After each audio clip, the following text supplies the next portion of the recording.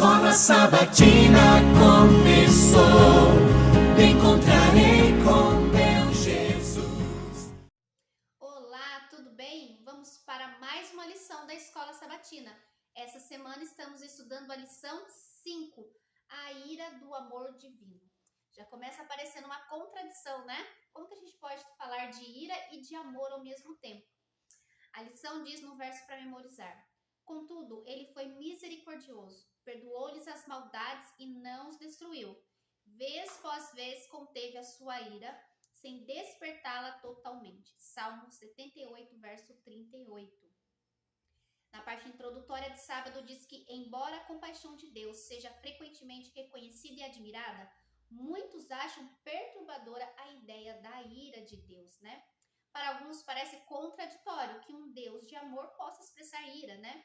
Alguns até têm uma ideia equivocada que o Deus do Antigo Testamento é um Deus que se ira e um Deus do Novo Testamento é um Deus compassivo, misericordioso, mas a Bíblia não ensina isso. A Bíblia ensina apenas um Deus, um mesmo caráter.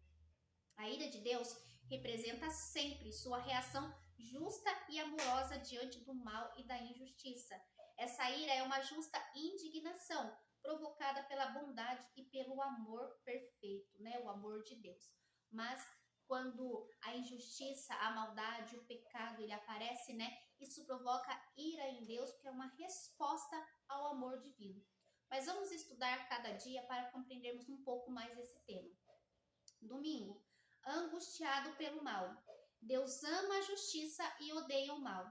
O pecado e o mal despertam ira, uma emoção expressa em favor dos injustiçados, mesmo nos casos em que o mal afeta principalmente a própria pessoa. Deus odeia o mal porque ele causa dor às suas criaturas, inclusive quando é causado por elas mesmas, né? Infelizmente, as próprias pessoas acabam tendo atitudes que causam dor e sofrimento a elas mesmas. Deus é repetidamente provocado à ira pelo que os estudiosos chamam de ciclo da rebelião, né? Estamos, infelizmente, sempre em rebelião contra ele. A lição aparece 7 pontos aqui dessa questão da rebelião. O povo se rebela contra Deus, pratica o mal, incluindo atrocidades horríveis, né? Como aconteceu com histórias que conhecemos no Antigo Testamento, de pessoas sacrificando as próprias crianças, né? Algo abominável aos olhos do Senhor. Deus se afasta, né, em resposta às escolhas do próprio povo. Depois o povo é oprimido por nações estrangeiras. Ele clama a Deus por libertação. Em sua graça, Deus concede libertação ao povo. O povo volta a se rebelar contra Deus. E às vezes errando de uma forma ainda mais gritante, né? Pior. Diante desse ciclo de maldade e infidelidade, Deus enfrenta repetidamente a infidelidade humana, mas mantém sua fidelidade sem fim, longanimidade inabalável, graça extraordinária e profunda compaixão. Então esse ciclo se repete não aqui apenas na história do povo de Israel, mas em nossas vidas. Quantas vezes, né, nós desobedecemos a Deus, a sua graça e misericórdia nos alcança e nós vamos e nos rebelamos novamente, somos entregues, né, aos problemas e dificuldades, porque Deus se afasta de nós quando há o pecado, a desobediência. E aí sofremos as consequências, Deus nos perdoa e nós continuamos no nosso ato de rebelião. Amor e justiça estão interligados.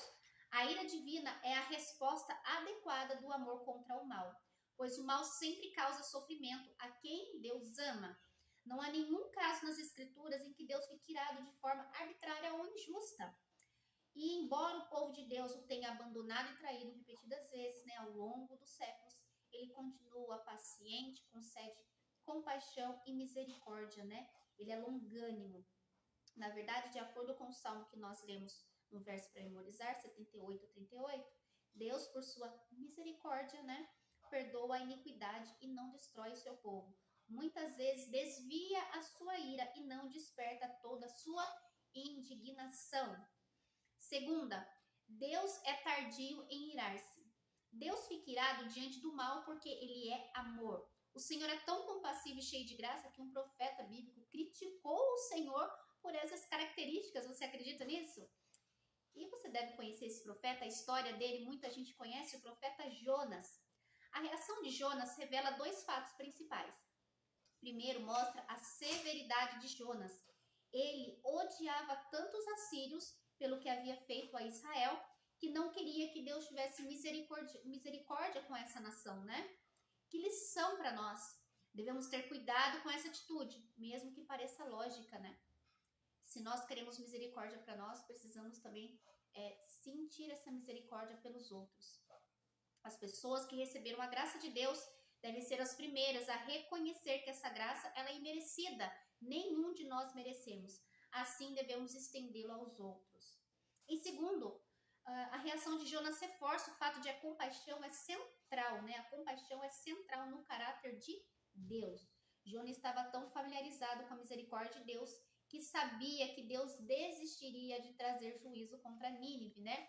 Ele mesmo fala depois, eu sabia que o Senhor ia ter misericórdia, porque ele conhecia Deus, sabia que o povo de Israel errou tantas vezes e Deus foi misericordioso, e se o povo se arrependesse, ele também seria misericordioso com eles, né?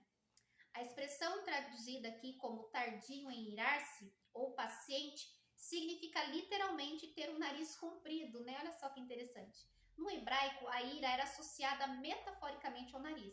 E o comprimento do nariz representava o quanto, né, alguém leva para ficar irado. Então, aqui está dizendo que Deus ele é muito paciente, né?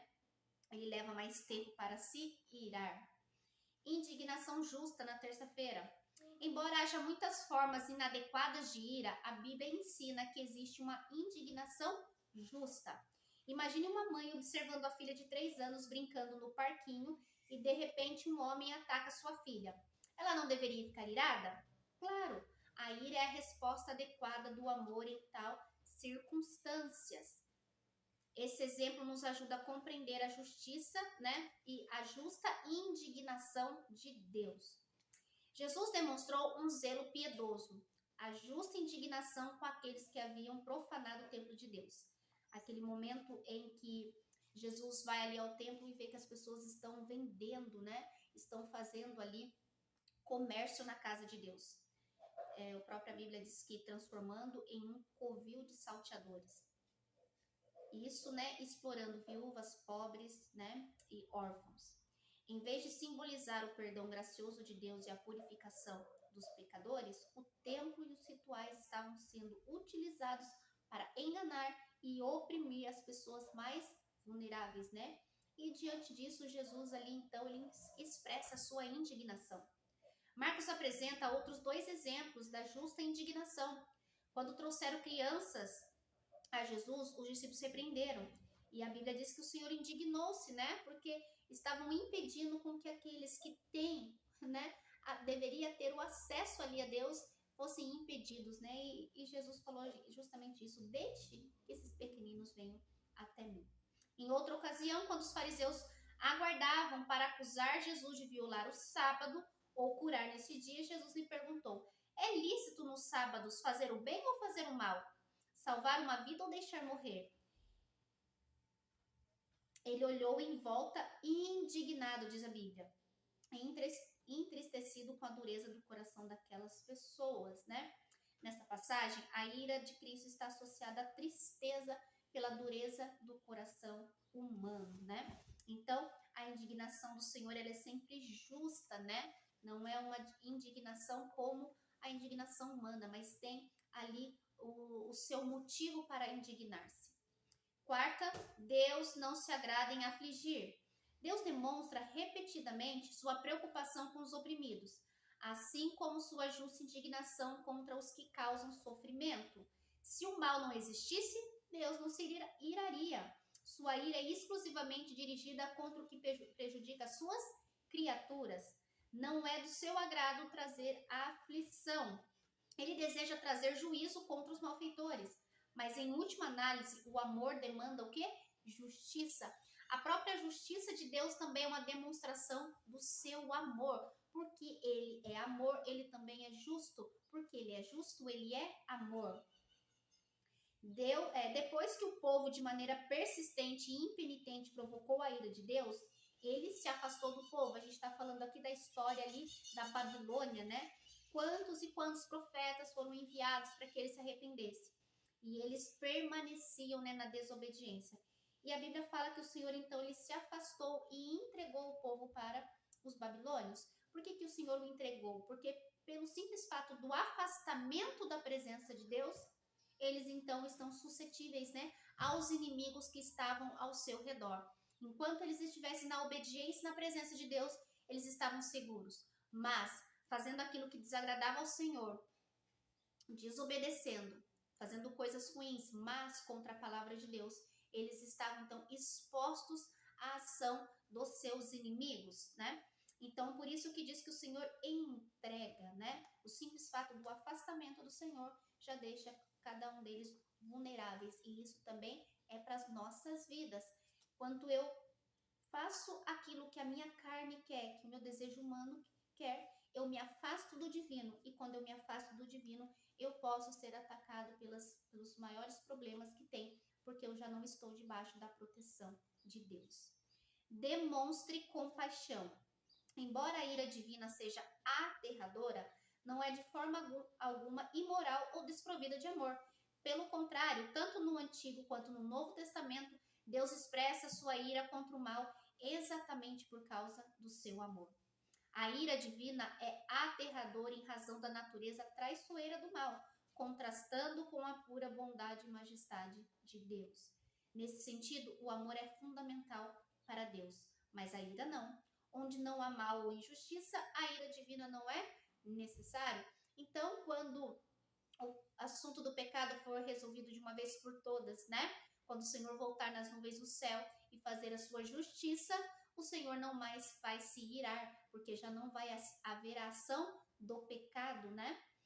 Isso ocorrerá porque não haverá mais injustiça ou maldade no mundo. Para sempre existirá apenas a eternidade de felicidade, justiça e um relacionamento amoroso, né? Um relacionamento perfeito de amor.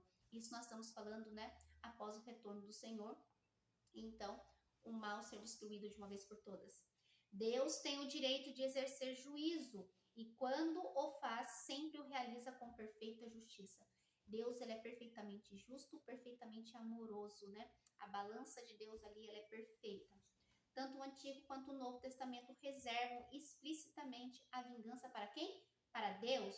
O apóstolo Paulo escreve, né? Meus amados, não façam justiça com as próprias mãos, mas deem lugar à ira de Deus, pois está escrito, a mim pertence a vingança, eu é que retribuirei, diz o Senhor. Por que o apóstolo Paulo disse isso? Porque nós não temos capacidade de fazer justiça, porque nós não somos justos, né? Nós vamos olhar para o nosso lado, se tiver uma situação, você vai escolher o lado A ou o lado B, nós não temos condições de sermos justos. Só Deus pode ser justo. Então, cabe a Ele a vingança, a ira. Embora Deus, no desfecho da história, traga juízo contra a injustiça e o mal, Cristo abriu um caminho para todos os que creem nele, né? Então, através de Cristo, nós temos aí um caminho para alcançar a misericórdia, o favor, a compaixão de Deus. Ela está acessível a todos que aceitam isso no seu coração, transformam sua vida e começam a andar agora de acordo com a vontade do seu Deus. Amém? Muito bom estudar um pouco mais sobre justiça e amor divino, né? Vamos orar? Senhor amado, querido e santo Deus, te agradecemos, Senhor, por mais uma lição valiosa para estudarmos um pouco mais sobre teu amor e o quanto o Senhor é justo, enquanto amor e justiça andam juntos, Senhor. A tua ira, Senhor, não é sem motivo, mas o Senhor se ira porque o Senhor odeia o pecado e o que ele causa aos seus filhos. Mas sabemos que quando o Senhor retornar nas nuvens do céu e o pecado for destruído de uma vez por todas, não haverá mais motivo da tua ira, mas somente do teu amor perfeito para toda a eternidade. Obrigado, Senhor, pelas tuas verdades em nossas vidas. Nos ajuda, Senhor, a cumprir a tua palavra, andar nos teus caminhos. Em nome de Jesus. Amém e graças a Deus. Amém? Que Deus abençoe você, continue estudando a lição e nos vemos na próxima semana, se Deus quiser.